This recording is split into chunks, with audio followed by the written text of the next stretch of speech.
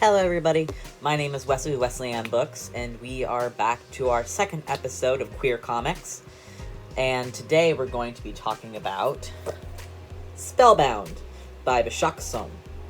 Bishakh Som is an illustrator and co-author of the Prefab Bathroom and an architectural history, and her work has appeared in the New Yorker, BuzzFeed, and the Brooklyn Rail, among others. She's an architect first, she went to school for it, but also she has spent a long time working on developing her graphic memoir, which is Spellbound. So a couple things to go over in this book. The first thing is the art style. In this art style of books, of the memoir, words take up about half the page, as you can tell. With each panel, there are no lines, but there are the clear gutters that show it in between. And the words take up about the same amount of space as many of the pictures do. And the speech balloons are separate from the narrative overlay. The drawings appear simple, and there's no blended shading, and the colors are pretty much blocked into the forms or shapes that are present.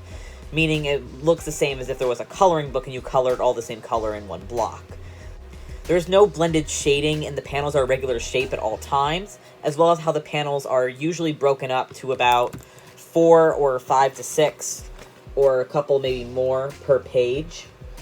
And each of them has a different, on the top you'll notice that these are chapter subheadings. So each of these sections are a different chapter.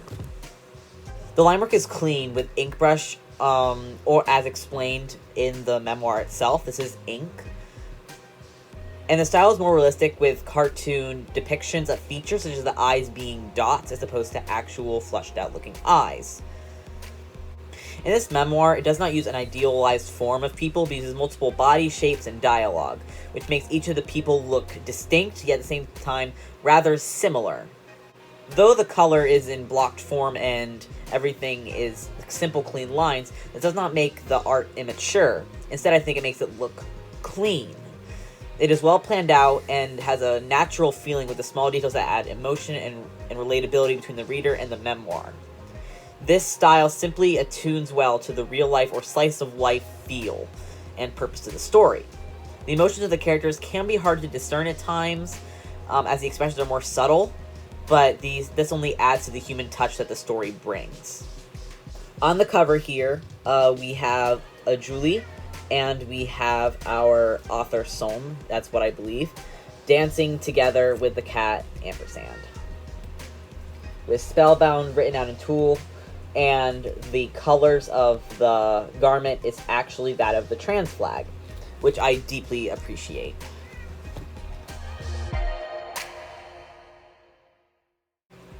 The story itself first takes place when Julie decides to take off from her architecture job to actually step forth into her writing of this graphic narrative, which is exactly what our author Som did.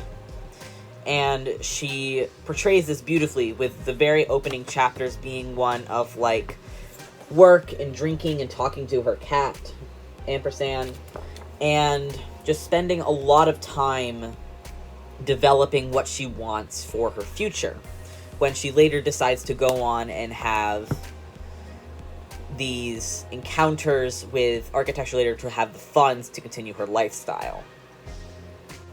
These slice of life moments really brings it in, the idea of this being a memoir. This doesn't ever stray into the fantasy or to the hyper-realistic, or not the hyper-realistic. This never strays into the fantasy or the hyper-fantasy, and instead stays very grounded in memory. And building off of memory is what brings this story to have the strength that it does have. Some of the stories included are simply a slice of life, or particularly for the queer narrative. One of the which stories is how our author got Ampersand. Sometimes about her doing yoga. And other times about her dating life and how she comes into other relationships with either her friends or people she has recently met. Now talking about the story itself. The story feels contained, wrapped up in a neat little package with the opening and closing chapters connecting the author, Som, to the readers, as we are apparently meeting her out for a drink. And she introduces herself and speaks directly to the reader about her narrative, about her graphic memoir. The story is a memoir of our author while being portrayed instead as a cis woman, which I found to be an interesting concept. I feel bad to say that the memoir didn't intrigue me as a reader, but then again, most realistic fiction or memoirs don't intrigue me. But this graphic narrative did actually hold forth some interest in my reading lens. The story being broken up into short chapters about daily life or occurrences helped with there being a sense of reflection on past memories. That throughout the past, I believe it was a year or 2 years, these memories are coalesced into these chapters. Which, in a sense, with these chapters, bring out the importance of the memoir itself. Because the memoir is a ability to share one's voice and to speak one's own truth. So I really admire Som in the way that she presents her memoir as a story. There is a feel of the emotion poured into this text, and the truth of being queer, and how life could have gone similarly if Som was a cis woman. Right off the bat, our author tells us she is not cis, and instead offers this character, a Julie, as a stand-in for her narrative as a cis woman, which shows the life of a trans person simply by inserting someone who is cis. There are many queer moments in this story, in this memoir, being assumed to be trans characters, homosexual encounters, and simply being queer or outstanding. A memoir is an important tool in sharing one's voice with the world, and I believe this narrative did a great job of doing it.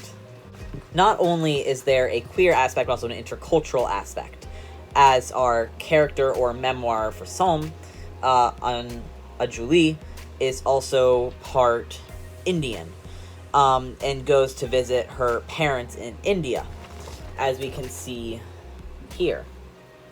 She reflects on these different moments in her life and how she connects to them, and seeing herself develop as a person.